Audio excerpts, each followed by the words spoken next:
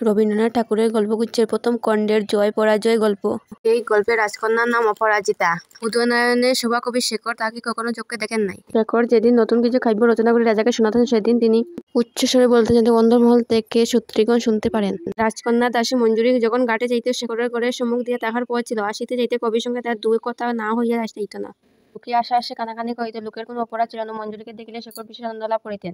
আবার একটু কবিত্ব করে তাকে বসন্ত মঞ্জুরি বলিতেন। এগুলো রাজাও জানতে পারেন। রাজা তাহার কবির এই রসাধিক্যের পরিচয় পেয়ে বড়ই আমোদ বোধ করিতেন। তাহা লইয়া কৌতুক করিতেন। শেখরও তাহাতে যোগ দিতেন। রাজা আসিয়া প্রশ্ন করতে, বৌমা কি কেবল বসন্তের রাজসভায় গান গায়? কবি উত্তর দিতেন, না, পুষ্প মঞ্জুরির মধু খাইয়াও থাকি। মনে করিয়া সকালে আসিতে আমোদ করিতে বোধ করে অন্তপুরের রাজকন্যা পরাজিতাও মঞ্জুরকে লইয়া মাঝে মাঝে উপবাস করিয়া থাকিবেন। এভাবে অনেক দিন কাটিয়া গেল। কবি কবিতা লিখিতেন, রাজা শুনিতেন, রাজসভার লোক বাহবা দিত। মঞ্জুরির ঘাটে আসিত এবং অন্তপুরের বাতায়ন হইতে কখনো কখনো একটা ছায়া পড়িত, কখনো একটা নপুর শোনা যাইত। এমন সময় দাক্ষিণাত্য হইতে দিক বুঝিয়া এক কবি রাজসভায় আসিয়া দাঁড়াইলেন। তিনি স্বদেশ হইতে বাহির হইয়া প্রতিমধ্যে সমস্ত কবিদিগকে পরাস্ত করিয়া অবশেষে অমরাপুরে আসিয়া উপস্থিত হইয়াছেন। এটা পরম সমাদরের সহিত কইলেন, হেই হেই।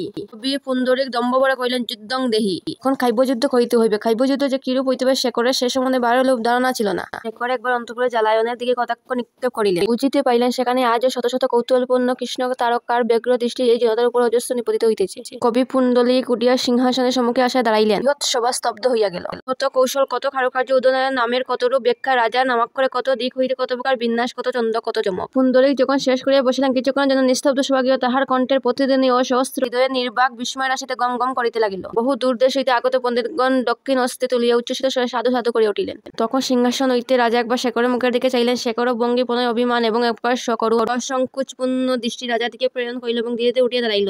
রাম যখন লোকরঞ্জনার্থে দ্বিতীয়বার অগ্নি পরীক্ষা করিতে চাইলেন, তখন সীতা যেন এইরূপভাবে চাইয়া এমনি করিয়া তার স্বামী সিংহাসনের সম্মুখে দাঁড়াইয়াছিলেন। শেখর মুখ না তুলিয়া প্রথমে অতি মৃদুস্বরে আরম্ভ করিলেন। প্রথমে একটা শ্লোক বোধহয় কেউ ভালো করে শুনিতে পাইল না। তাহার পরে ক্রমে ক্রমে মুখ তুলিলেন। যেখানে দৃষ্টি নিক্ষেপ করিলেন সেখান হইতে যেন সমস্ত জনতা এবং রাজসভার পাষাণ প্রাচীর বিগলিত হইয়া বহু দূরবর্তী অতীতের মধ্যে বিলুপ্ত হইয়া গেল। রাজা সিংহাসনকে মহোল্লাসে শত শতবার প্রদক্ষিণ করিতে লাগিলেন। অবশেষে বলিলেন, মহারাজ, বাক্যতে হার মানিতে পারি, কিন্তু ভক্তিতে কি হার মানাইবি? সাধারণ জনমণ্ডলীর এই উন্মত্ততাকে ধিক্কারপূর্ণ আশ্চর্য দ্বারা অবজ্ঞা করে পুণ্ডরীক আবার উঠিয়া দাঁড়াইলেন। দীপ্ত কণ্ঠে জিজ্ঞাসা করিলেন, বাক্যের চেয়ে শ্রেষ্ঠ কে? তিনি আবার বেদ বেদান্ত ব্যাখ্যা করে বলিলেন, বিশ্বের মধ্যে বাক্যই সর্বশ্রেষ্ঠ। পণ্ডিতগণ সাধু সাধু দণ্ডন করিতে লাগিলেন। রাজা বিস্মিত হইয়া রহিলেন এবং কবি শেখর এই বিপুল পাণ্ডিত্যের নিকটে আপনাকে ক্ষুদ্র মনে করিলেন। আজিকার মতো সভা ভঙ্গ হইল। পরদিন শেখর আসিয়া গান আরম্ভ করিয়া দিলেন। শেখর আপনার নির্জন হৃদয় কুঞ্জের মধ্যে যেন একলা দাঁড়াইয়া এক বাঁশির গান গাইয়া গেলেন। কেবল মনে ছিল একটা জ্যোতির্ময়ী মানুষের মূর্তি, কেবল কানে বাজিতে ছিল দুটি কমলচরণের নূপুরধ্বনি। এরপর পুণ্ডলিক সিংহাসন সম্মুখে উঠিলেন। প্রশ্ন করেন, রাধাই বা কে, কৃষ্ণই বা কে?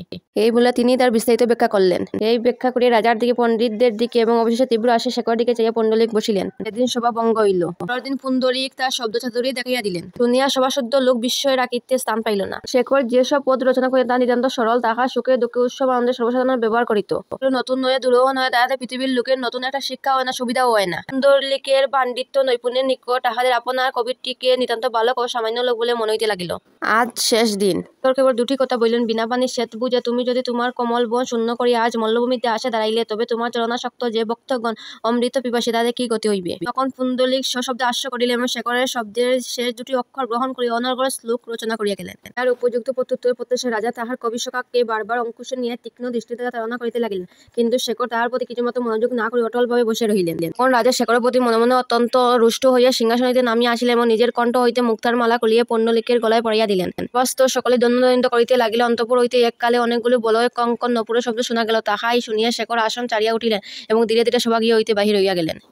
কৃষ্ণ চতুর্দশী রাত্রে শেখর আপনার পুঁথিগুলো পাড়িয়া সম্মুখে স্তূপাকার করিয়া রাখিয়াছেন। বাছিয়া বাছিয়া নিজের রচিত গ্রন্থগুলো পৃথক করিয়া রাখিলেন। অনেক দিনকার অনেক লেখা। শেষ হইলে বইলেন, সমস্ত জীবনের এই কি সঞ্চয়? তিনি তাহার পুঁথি চিরে সম্মুখে জ্বলন্ত অগ্নিকাণ্ডে নিক্ষেপ করিতে লাগিলেন। হঠাৎ আসিতে আসিতে বলিলেন, বড় বড় রাজারা অশ্বমেধ যজ্ঞ করিয়া থাকেন, আজ আমার এ কাব্যমেধ যজ্ঞ। কিন্তু তখনই মনে উদয় তুলনাটা ঠিকই নাই। অশ্বমেধের অশ্ব যখন সর্বত্র বিজয়ী হইয়া ফিরিয়া আসে, তখনই অশ্বমেধ হয়। আমার কবিত্ব যেদিন পরাজিত হইয়াছে, আমি সেদিন কাব্যমেধ করিতে বসেছি। আজ বহুদিন পূর্বে করিলেই ভালো হইত। তিনি সকল গ্রন্থগুলি অগ্নিতে সমর্পণ করিলেন এবং বর্দা থাকেন, এ সুন্দরী অগ্নিশিখা তোমাকেই দিলাম। রাত্রি অনেক হইল। শেখর তাহার ঘরে সমস্ত বাতায়ন খুলিয়া দিলেন। ধীরে ধীরে আপনার শয্যায় গিয়া শয়ন করিলেন। শরীর অবশ এবং নেত্র মুদ্রিত হইয়া আসিল। নূপুর বাজিল।